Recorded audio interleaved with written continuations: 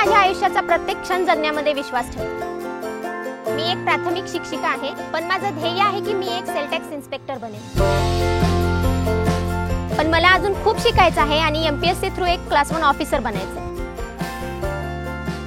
माझी मुलगी आहे 5th स्टँडर्ड मध्ये आता आणि मुलगा आता 1st स्टँडर्ड मध्ये आहे।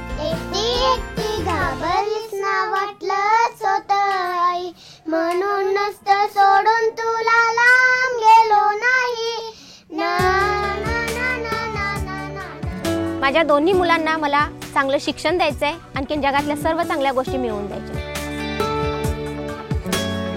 जेव्हा केव्हा आम्हाला रिकामा वेळ भेटतो तेव्हा आम्ही फॅमिली सोबत ट्रिपला जातो।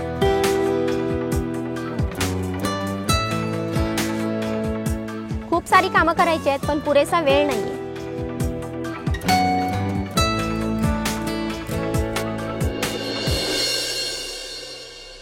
मिस्टर पाटील यांना एट्रियल सेप्टल डिफेक्ट म्हणजे हृदयाला एक छोटंसं होल आहे आणि ते कधी वाढेल ते कोणत्याही डॉक्टर नाहीच सांगू शकत।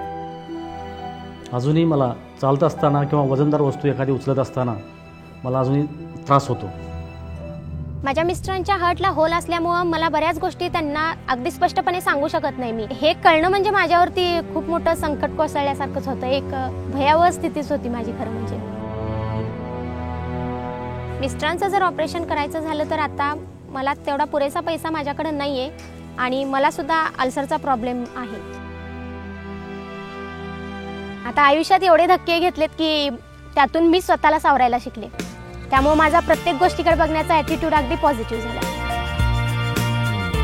आमच्या लाईफची तरी गॅरंटी नाहीयेच, पण मला माझ्या मुलांच्या भविष्यासाठी या महामंचावरती खेळायचं।